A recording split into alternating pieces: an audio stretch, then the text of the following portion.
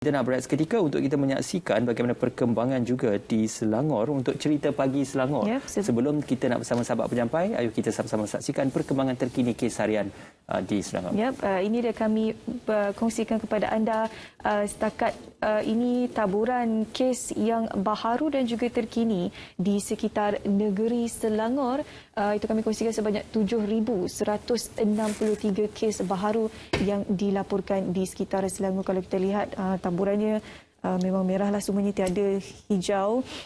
Kalau ada pun ada beberapa kawasan sahaja. Jadi Selangor ni antara kawasan yang terjejas teruk disebabkan oleh pandemik COVID-19.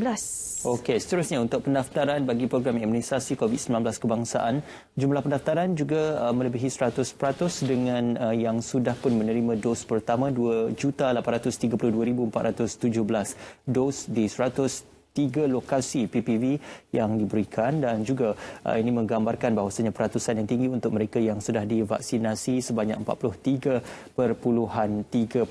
di negeri Selangor. Jadi itu perkembangan di Selangor. Seterusnya kita nak ke cerita pagi Selangor. Samsi ada laporan berkenaan tentang PPV secara pandu lalu untuk golongan orang kurang upaya OKU yang akan dibawakan bersama dengan anda. Ya, silakan Sam. Baiklah, terima kasih kepada rakan penyampai di Angkasa Puri. Saya kini berada di pusat pemberian vaksin di Menara Semdabi Plantation di arah Damansara. Dan untuk pengetahuan anda, PPV ini telah menawarkan perkhidmatan pemberian vaksin secara pandu lalu khasnya untuk golongan orang kurang upaya. Dan apa yang anda lihat di belakang saya kini, beberapa orang jururawat sedang memberikan pemberian vaksin kepada golongan orang kurang upaya, termasuk dengan penjaga mereka sendiri. Dan bagi mengetahui lebih lanjut mengenai PPV ini, saya tidak keserongan pada pagi ini. Saya kini bersama-sama dengan Yang Berhormat Senator Datuk Ras Adiba Razdi selaku Ahli Dewan Negara mewakili OKU. Dan untuk pengetahuan anda, beliau juga merangkap pengerusi Persatuan OKU Central. Apa khabar YB? Baik, Alhamdulillah. Terima kasih. YB, mengenai penubuhan PPV secara pandu lalu yang mengutamakan orang OKU, apa sebenarnya tujuan utama di YB? Saya sebenarnya telah pun bersama dengan sahabat-sahabat OKU, dan mereka banyak memberitahu bahawa sukar untuk mereka keluar, terutamanya yang memerlukan bantuan.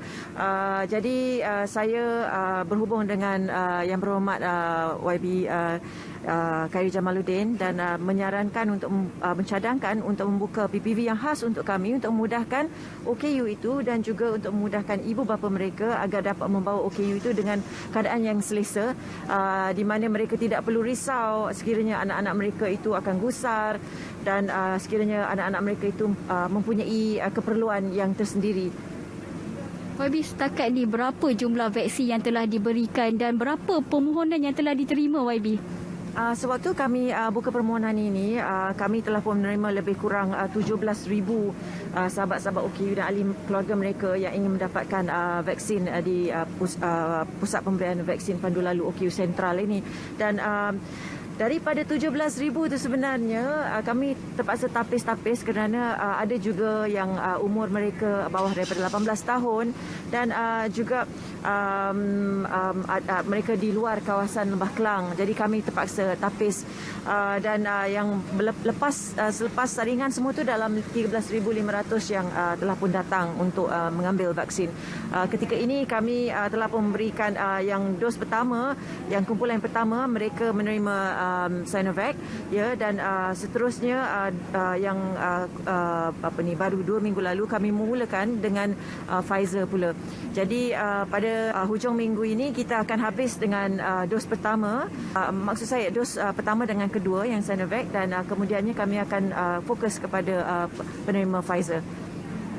YB, bagaimana pula dengan reaksi penjaga OKU sendiri selepas adanya tertubuhnya PPV secara pandu lalu ni YB?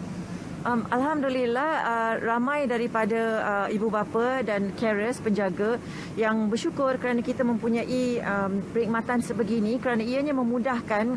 Seperti saya katakan tadi, ada juga OKU yang terlantar yang datang juga, dan ada mereka yang datang adalah macam ADHD, masalah pembelajaran, autisma, dan juga kategori mental, dan daripada 7 kategori kita. Dan setengah daripada sahabat-sahabat kami memerlukan sokongan yang lebih pemerhatian yang lebih eksklusif, saya katakan, kerana ada waktunya mereka gusar dan mereka perlu pergi ke bilik tenang ataupun the calm room. So di bilik tenang ini, bilik calm ini, di situlah kami memberi sokongan kepada mereka. Ya, tentu sekali ianya bukan sesuatu yang mudah. Berbeza kami dengan PPV yang lain kerana sahabat-sahabat kami ini seperti yang anda tahu mempunyai kelebihan dan keistimewaan mereka yang masing-masing.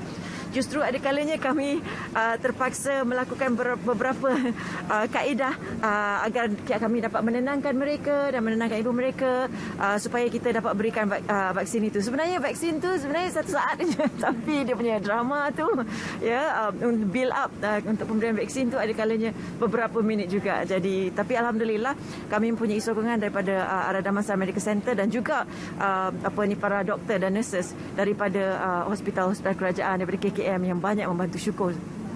YB, mengenai reaksi yang positif daripada penjaga, wajar ke perlu ada penubuhan lagi PPV seperti ini di seluruh negara, YB? Ya, saya sebenarnya ingin semua tahu bahawa di kesemua PPV sebenarnya kita mempunyai laluan khas untuk OKU, dan kami memang berharapan agar semua PPV ini juga mempunyai bilik-bilik tenang, calm room, untuk memudahkan pemberian vaksin kepada mereka yang memerlukan perhatian yang lebih khusus. Pada saya memang pandu lalu ini memang bagus, bukan saja untuk OKU, tetapi yang bukan OKU juga, tetapi yang khas untuk OKU. Ianya cara untuk menyantuni mereka adalah berbeza, bukan seperti orang yang bukan OKU. Jadi pada saya PPV pandu lalu OKU ni banyak akan memberi ketenangan dan memudahkan untuk ibu bapa membawa anak-anak mereka keluar, dan OKU itu sendiri berdebar-debar ni untuk keluar mengambil vaksin. Jadi seperti saya katakan tadi, mereka kita harus tahu bagaimana untuk menyantuni mereka dan tidak ada diskriminasi. Baiklah, terima kasih YB. Dan jika anda lihat sendiri bahawa kaedah pandu lalu ini dapat memberikan keselesaan dan memudahkan kepada golongan OKU dalam menerima vaksin COVID-19. Dan setakat itu saja laporan daripada saya. Kembali kepada rakan penyampai di Angkasa Puri.